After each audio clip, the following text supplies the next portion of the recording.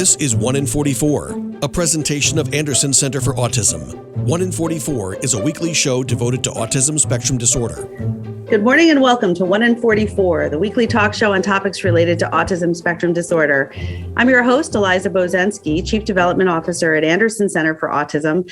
And this morning, I'm thrilled to be speaking with some new and some old friends from the New York Transit Museum. Those of you who've been listening for a while might remember that several years back, I interviewed a couple of folks from the New York Transit Museum who were talking about the programs that they offer. And specifically for this show, they were sharing with us some specific opportunities designed to really support and offer access to individuals with autism and their loved ones to come and enjoy all of that the museum has to offer. Since that time, I caught a hold of a little video that I found and learned that there's some new things going on at the museum. And I wanted to have these folks back on the show, this time with yet a new guest, and just have them all talk about what new things are going on at the museum and why it's important for everybody to be aware and to hopefully make plans for a visit when it makes sense for them. So without further ado, I'd like to welcome Sarah Thompson and Jason Weiss, who are our first two guests for this morning's show. Sarah and Jason, good morning. And why don't we start with you, Sarah, with an introduction? Hi. Nice to be on with you again. I'm Sarah Thompson, and I am the Special Education and Access Manager at the New York Transit Museum. So all of those access programs that Eliza was mentioning, I oversee, as well as seeing to the general accessibility across all aspects of the museum. Jason, would you like to introduce yourself? Yes, I'm Jason. I'm normally like the education associate in the education department at the New York Transit Museum. Now I'm just mainly like in education, doing like some visitor experience stuff on the floor. Well, thank you both for being on the show. It's a real pleasure. Yes, Sarah, it's great to have you back. And Jason, it's nice to meet you. Jason, if I could ask you how long you've been at the museum, and could you tell us when you started? Yes, I started in November of 2015, like right after Thanksgiving. Okay, so gosh, you've just finished, what is that, 6 years? A little over 6 years with the museum. That's great. Yeah. What did you start out doing when you first arrived? So I just mainly like prepared materials for the education programs for schools, whether working with the vehicles, like with the wheels and boxes for like the buses and subway cars, and setting up the tiles to make mosaics. That's wonderful. Did you have an interest in trains or transit in general before you started working at the museum? Yeah, I did. I had the wooden train set and some maps, so I got an early start. You got an early start and it helped you move into your career. That's great. So you are the person that I remember when I watched this YouTube video that's a few years old, because I think at the time that video was made, I saw a video of you making those vehicles and the boxes. So something happened during that time where you took on more responsibility after that, right? You have a new job, you have more to do there now. Is that correct? Yeah, that's correct. Mm-hmm. Like, I had since worked on a spreadsheet for the inventory. I put in the formulas to make it easier so that things would calculate itself, and really saved me a lot of time, which I didn't have a lot of. So that's great. So you created systems that made the job that you initially were starting doing more efficient. Yeah. Yeah. Good. I would also assist with the classes that come in, whether it's helping with the glue bottles and all. Mm-hmm. What is your favorite part of working at the Transit Museum, Jason? What makes you the happiest when you're there? I like just seeing everyone there and interacting. You like being part of the team? Yeah. Yeah. That makes sense. It can be a lot of fun to work with other people instead of just working kind of by yourself all the time. Yeah. That's great. Sarah, can I ask you a question, kind of to give a little bit of a broader overview of the educational programs at the museum and how, from your perspective, how the work that Jason has done since he started and also the newer work that he's been doing is instrumental in those programs' success? Yeah, I think Jason is kind of the keeper of our education center back pre-pandemic when we were working in the museum and with these school programs like Jason was mentioning. Certainly he was in charge of that space, and so we couldn't have done those workshops without Jason setting it up. I think Jason also is very thoughtful and brings a lot of suggestions to us, makes connections through our content and just what he's seeing in the world. Maybe it's a football commercial, because Jason loves bringing his sports puns to us as well. So he's also a lot of fun as well. And, now we did a lot of virtual and remote programming, which we'll be talking about more later. And Jason also played some important roles with those various programs as well. And Jason stepped up from the beginning, from when I first started, Jason being out on the floor more as well with our visitors, interacting with them. So he was always someone we could count on when we needed somebody to take on some of those different roles and supporting different programs as well, not just school programs. I know, Jason, you enjoyed working on this City Hall station tour that the museum does, which I know is really cool for you. And, also my access programs, Jason's been staffing both in the museum and in our virtual programs as well. So, I could go on about all the things that Jason does. Jason, you're everywhere. Sounds like you do it all. Yeah. I'm everywhere at the museum. Well, pre-pandemic. Well, I still am now. Yeah. Yeah. Are you able to be there in person sometimes still?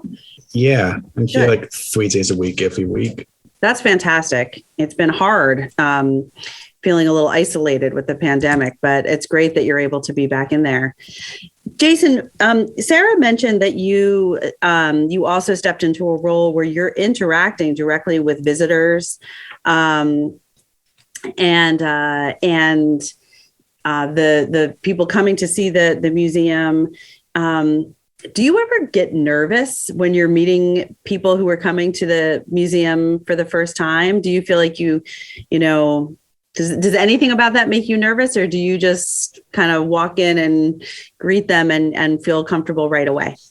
I'd say maybe at first, maybe a little, because it's kind of a new role for me, but I've gotten really used to it, and I really had a lot of great interactions. And first-time visitors, to those that come there often, especially those that really love trains and buses. Yeah. That was one of the things when I first was introduced to the museum and to some of your colleagues there that really got me excited. That I think for so many people who love trains and transit and also the history of New York, and there's so much connected to all of that, that what a great resource to have a place to come visit and to explore and learn. Have you ever seen, or do you often see that there are repeat visitors? There's people who come back time and again, and that you've maybe gotten to know a little bit? Not really. It's a little tricky because we see a lot of people. So maybe it's hard to spend more time with them. And are these usually individual families or individual people, or are they also maybe school groups, again, before the pandemic? I've seen pretty much all have families there, and just adults too, whether alone or two adults or just a group of them. Great. We only have a couple more minutes with you this morning, Jason, about 2 minutes. And I just wanted to ask if you wanted to share anything about what you hope to do in the future, if you want to do anything in addition to what you're already doing now, or if you have anything you want to share with our listeners about why you think they should come for a visit to the museum. I think this is like just a place to go to learn about transit history. Like, yeah, we cover a lot of it, and they get to meet you. Yeah, and it's in an actual subway station, a decommissioned one. So you really would you'd feel the history all around you, right? If you came to visit. Yeah. That's great.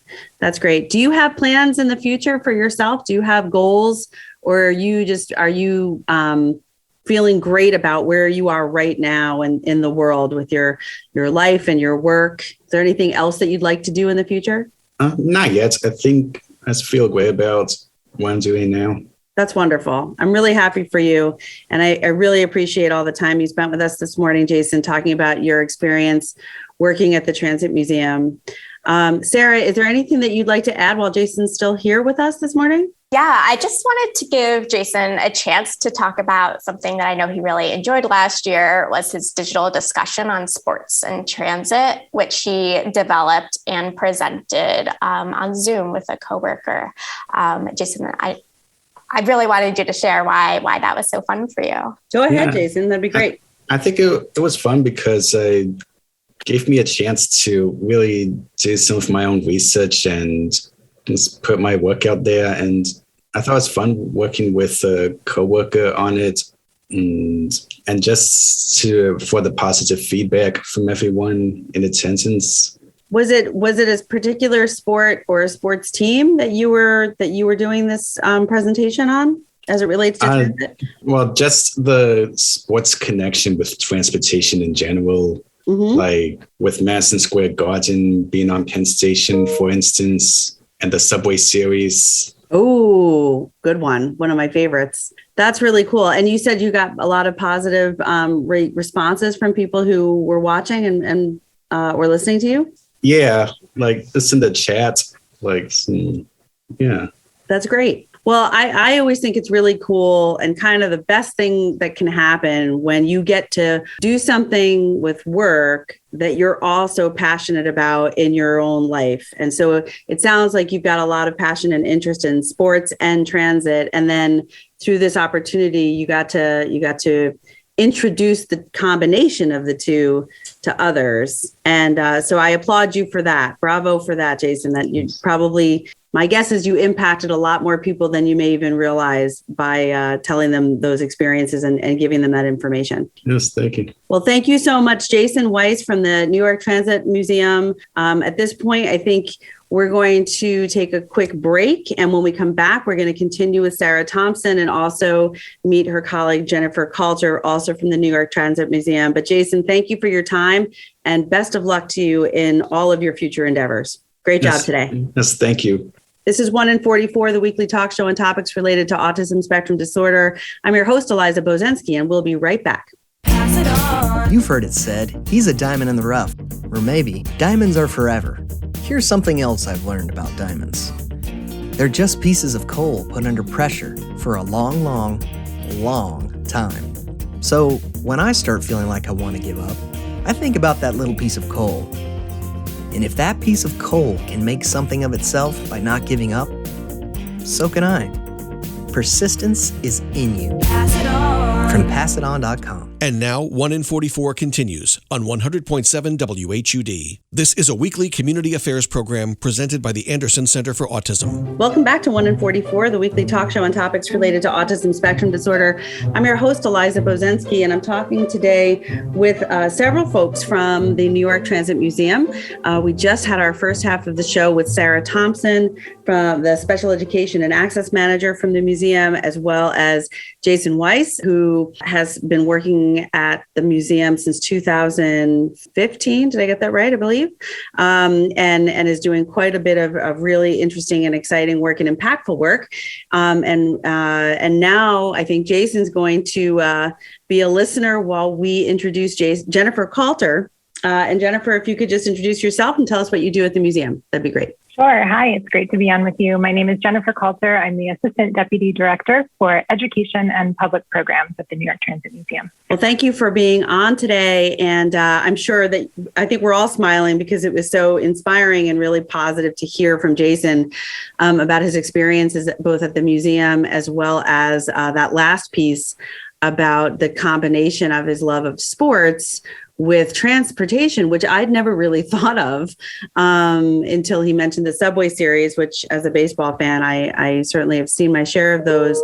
And also the fact that Madison Square Garden is right there, basically within Penn Station. So that's a very cool opportunity that hopefully a lot of people benefited from when he did that presentation. I guess, we have a few minutes together. I'd love, Jennifer, maybe you could talk a little bit about the opportunities for people to visit. Right now, there's a pandemic going on, as we all know, so I'm guessing that there's some limitations. But what is available at the museum? How can people get more information? And what do you want people to know about the museum? Yeah, there's a lot to share. A lot has changed over the last year and a half, and we've grown in some ways. We're actually open to the public now after a closure for a number of months. So we're open Friday, Saturday, and Sunday from 11 to 4 at the moment in person in downtown Brooklyn. So you can come visit us there. But we are also focusing quite a bit on our virtual offerings. So when the museum closed down in March of 2020 initially, we made a pivot to online programming. So that was programming across the board for all audiences, adults, children, families, our access initiatives. And we really took that opportunity to have our staff, like Jason, really focus on what we could do for the public online and maintain those strong connections with our public, and even actually be able to offer experiences to people around the world. So folks that might not be able to visit us in person. So we've seen attendance from Asia, from Europe, from the West Coast, which has been kind of a nice bright spot in the initial closure that we had. That includes a lot of Sarah's access programs. She transitioned those to online as well. And I just wanted to give Sarah just a minute to mention a few of those programs that transitioned to the online realm and were really quite successful in that format as well. So Sarah, I don't know if you wanted to just mention a couple of those quickly. Yeah, thanks, Jennifer.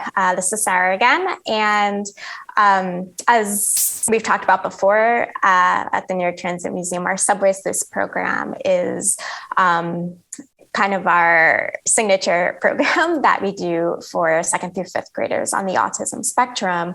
And that was a challenge, thinking about how are we going to take this in-person program that relies on being in the space and peer-to-peer interaction, thinking about how we're, socially navigating different scenarios with our peers. How are we going to do this now virtually?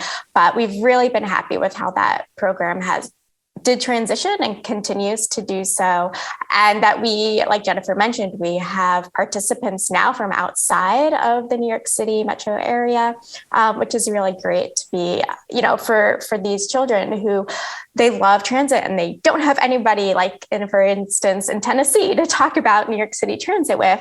Now they have a place to come and talk about it with us. And so I want to highlight that we are doing Subway Sleuths this spring, and applications are open if you're interested now. For our second and third grade group is still online after school, and we're actually working on making our fourth and fifth grade group in person back at the museum as well. And, from there we have Transit Quest, which is our teen program. And again, participants from across the country come to that for a week in August.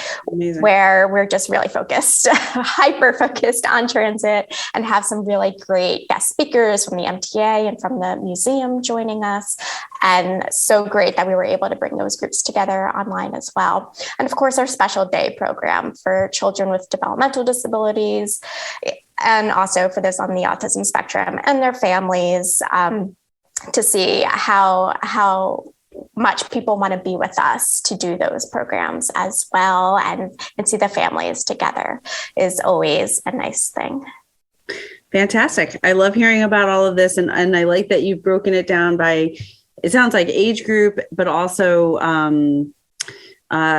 some school focused programs, grade level programs, and also family centric programs. Because one thing that I think also shifted for a lot of folks who are relying heavily and do rely heavily on the structure of a school day and the ability for a classroom to go out on a field trip and, to gain access to those cultural opportunities within their school programming have been at home.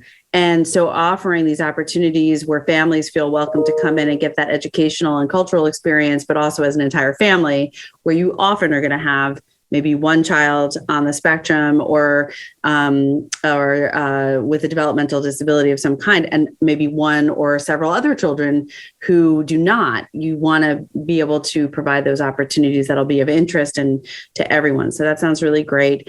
Before we run out of time, I want to make sure that you have a chance. One of you should provide either the website or the best way for people to sign up for these programs or learn more about them. Yes, I can do that. Our website is nytransitmuseum.org. And so from there, you can look at the program calendar to see what's coming up. And also under Access is where you would find my specific Access programs. And then also to Subways list, which is where you can find that application for the semester. Yeah. I love that program. I remember listening to you talk about it last time and reading about it. And it just sounds really, really cool, especially for, as Jason was reminding us, for anybody who has already an interest in transportation and transit. I think we talked about this maybe when we were planning for this interview. There is so much history and culture, obviously in New York, but just also related to the development and the evolution of transportation in this country, but also in the world, that I think you're bringing some really valuable access, like you said, not to overuse the word, but to so many people. And I really appreciate that. And I appreciate you both coming back on and giving us some updates as to where you are today. Let me say that again. It's the NewYorkTransitMuseum.org, and that's where you can find information about the programs and the location, and both online and in person, what's available. I'm sure the hours, and fingers crossed, we will be coming out of this pandemic sooner rather than later, and maybe an increase in those in-person hours. I do have a question, Jennifer. What do you have any stats on approximately how many people visit the museum in a year? Just curious. Pre-pandemic, we would serve over 500,000 visitors across our location. Whoa. So that is the downtown Brooklyn location, as well as our Grand Central Terminal store and gallery annex, where we also have rotating exhibitions. So, of course, with fewer hours open now, that number has gone down a bit during the pandemic, but we are eager and optimistic that we will reach those pre-pandemic numbers again very soon. Oh, absolutely. And hopefully exceed them. But that's a tremendous impact that you're having. That's fantastic. Is there anything else that you'd like to share? We have about a minute left because I want to make sure we have time for that last story that Jason told about his presentation earlier. So do you have anything else you'd like to share about the museum before we finish up today? I think just to say that we have, such a variety of experiences available, both in person and online, that we would love people to check out. And we have so many great staff, like Jason, who you heard from in the earlier segment, that are bringing such a variety of, backgrounds and experiences and knowledge to these programs that we're offering, so that we can offer programs like the Transit and Sports program that Jason developed. So there's really a huge variety of things that we touch on through the Transit Museum. And I think there's a little bit of something for everyone. And hopefully you can all come check us out either in person or online. Well, I agree 100%. And I think it probably is something for everyone. And also, I just want to share that through meeting all of you and then talking with Jason, clearly it's an atmosphere where I think families and individuals, school groups, whoever's, coming down to visit, will feel welcomed and appreciated and supported. And that's really so important to people who otherwise can feel very isolated. So again, appreciation from the Anderson community to what you're all doing, and hoping that some of our families, many of whom do live down in that area, might take the time to do a visit or at least go online virtually for now. So thank you, Jennifer and Sarah from the New York Transit Museum. Museum. Thank you, Jason. And thank you, Chelsea, the quiet one who is just listening, but who helped organize the whole and schedule this whole interview. I appreciate all of your time and all of your work, and best of luck to you in the future. This is 1 in 54, the weekly talk show on topics related to autism spectrum disorder. I'm your host, Eliza Bozensky, and remember, Anderson cares. You've been listening to 1 in 44, a weekly presentation of the Anderson Center for Autism. Join us for another edition of the show at this time next weekend.